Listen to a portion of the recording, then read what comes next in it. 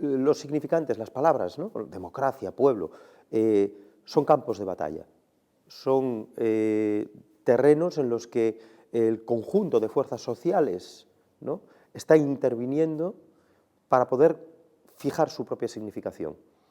Cada grupo de interés, cada clase social, cada grupo humano, ¿no?, cada colectivo pugna porque las palabras signifiquen aquello que ellos quieren que significan, ¿no? Esto se vio muy bien el 15M cuando se articuló la movilización en torno al eslogan democracia real ya. Claro, lo que hace el 15M es impugnar un determinado significado. Cuando la noche electoral del 22M, una semana más tarde, el Partido Popular gana las elecciones, en la calle Génova, la puerta ¿no?, en la sede del Partido Popular, los seguidores del Partido Popular gritaban: esto es democracia y no lo de Sol, ¿no? Intentaban de esta manera recuperar el significado de una palabra que se les había escapado.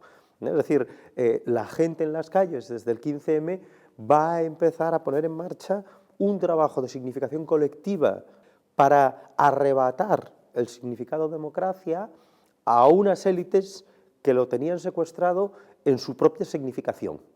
Democracia es votar una vez cada 4 años, democracia es votar a uno de los dos grandes partidos, porque en definitiva las otras opciones menores no son opciones importantes. Democracia es tener que informarse por los grandes medios de comunicación y de manera bastante crítica por lo general, y limitar, por consiguiente, nuestro debate político a un abanico en realidad bastante estricto y reducido. Claro, frente a esto, esa ruptura, ¿no?, constituyente que se da en las calles, lo que dice es: quitad vuestras sucias manos de la palabra democracia y devolvédnosla, ¿no?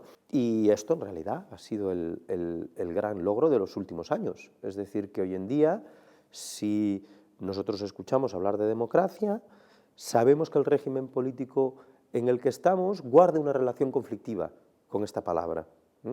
Nadie puede escuchar democracia y quedarse satisfecho si ve el escándalo de Urdangarín, de Millet, de Bárcenas, si ve toda esta política, ¿no?, de corrupción, toda esta política, ¿no?, partidos políticos anquilosados, entregados, ¿no?, a prácticas, bueno, directamente criminales en muchas ocasiones, que evidentemente los invalidan como enunciantes de qué quiere decir, ¿no?, democracia. Y en sentido inverso, aparece la posibilidad de nombrar al otro. Es decir, si nosotros somos los que nombramos a la democracia, al gobierno del pueblo, si nosotros somos, por lo tanto, el pueblo que nombra su propio gobierno, ¿qué es entonces aquello que lo estaba nombrando hasta ahora, ¿no?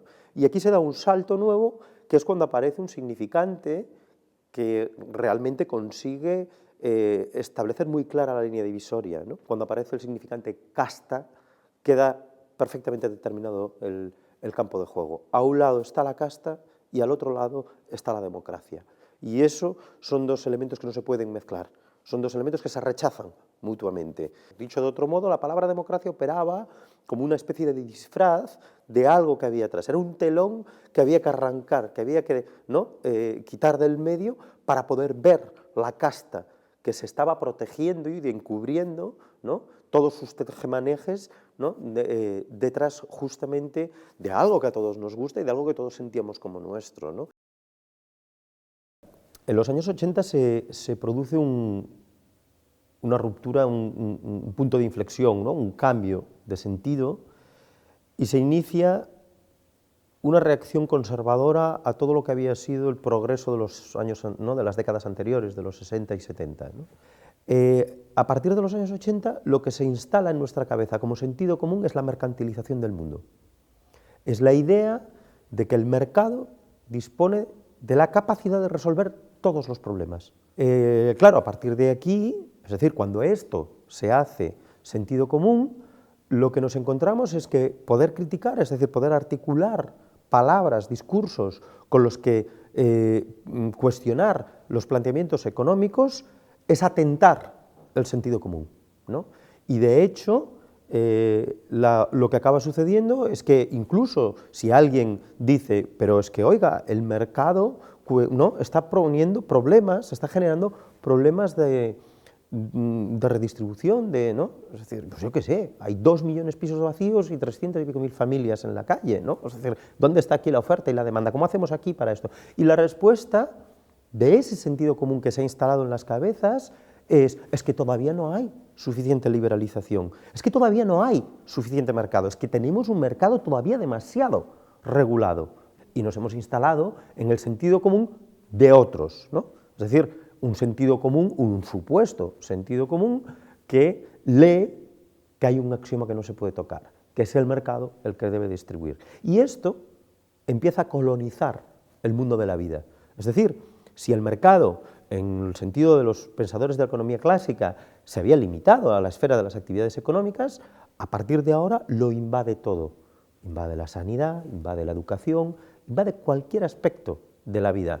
La crianza ya no es un problema de que los padres tengamos o no tiempo para criar a nuestros hijos, es el problema de cómo está el mercado de las guarderías, cómo está el mercado de quién, ¿no? de los canguros o de quien sea que se puede hacer cargo, ¿no? de los niños. Ya ha desaparecido la comunidad, ¿no? La tribu se ha diluido, ¿no? Entonces, claro, esto a todos los niveles, ¿no? Entonces nos encontramos con que justamente al final hemos perdido la propia vida. Habremos ganado todos los mercados imaginables, pero lógicamente también hemos situado a millones de personas en el extremo y en el límite de la máxima tensión de la exclusión.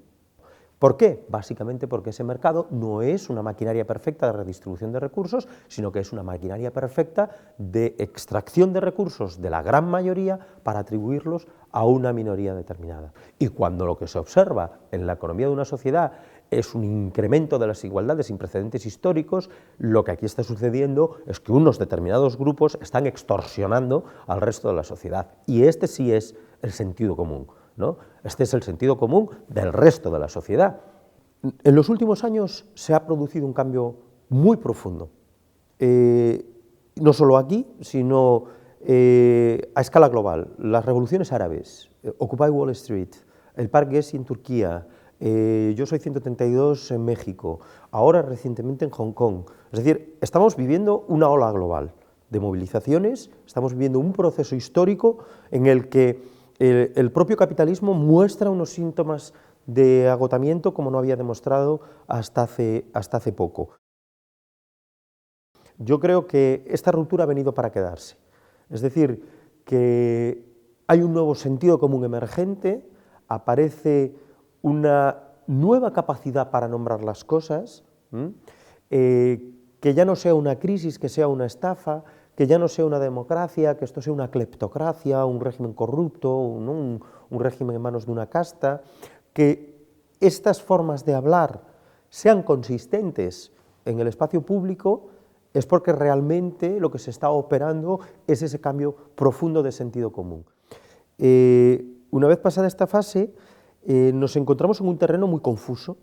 Nos encontramos en un terreno muy confuso porque todavía no somos capaces de discernir muy claramente hacia dónde vamos, ¿no? Es decir, hemos sabido decir que no está bien, hemos sabido decir, ¿no?, quién es el responsable de lo que está mal, pero necesitamos tener alternativas, necesitamos formular, más allá de esa impugnación, ¿no?, una posibilidad real. Es decir, la democracia no se lee a sí misma en los términos de una catarsis, no se lee en los términos de un momento final y definitivo. Al contrario, la democracia tiene una lectura de sí misma que es la permanente apertura y reapertura de los conflictos para ser resueltos y transformados en otros conflictos que nos llevan a otras situaciones. Uno puede decir, caramba, pues qué desesperación, nunca se acaban los conflictos. Bueno, lo que podemos decir es que vamos mejorando la calidad de nuestros conflictos, ¿no? Es decir, dicho de otro modo, no es lo mismo tener que discutir si suben o no suben las becas de comedores que si estamos discutiendo si se eliminan o no se eliminan las becas de comedores. Y por lo tanto, no es igual discutir, ¿no?, si tenemos que ampliar el estado de bienestar o si tenemos, ¿no?, que acabar con el estado de bienestar. Por lo tanto, creo que es muy importante en qué horizonte nos instalamos.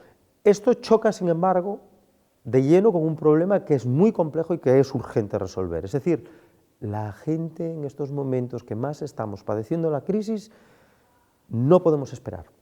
No vale la vieja narrativa de la izquierda clásica que decía acumulemos fuerza de cara a ese día final revolucionario en el que todo será resuelto. Hoy en día no nos sirve para nada. Los problemas demandan resolución urgente. La gente que ha estado desahuciada no puede estar esperando la acumulación de fuerzas del Partido Revolucionario para que un día haga la revolución. La gente necesita resolver sus problemas aquí y ahora, y por lo tanto hay que ganar, y por lo tanto hay que disputar el poder político. Yo intuyo o de alguna manera leo en estos cambios que se están produciendo y precipitando actualmente síntomas relevantes de que el escenario futuro puede cambiar, de que es esperanzador, de que es optimista, pero que evidentemente queda completamente subordinado a que tengamos esa capacidad de nombrar, de crear esa realidad, de manera que generemos, ¿no?, consensos, agregaciones, ¿no?, articulaciones de estas fuerzas políticas nuevas, de estos procesos nuevos de ruptura constituyente, con los cuales se pueda realmente modificar finalmente el estado de cosas, ¿no? Ya digo, para entrar en uno nuevo en el cual, desde luego, nos resultará infinitamente más cómodo resolver nuestros problemas cotidianos.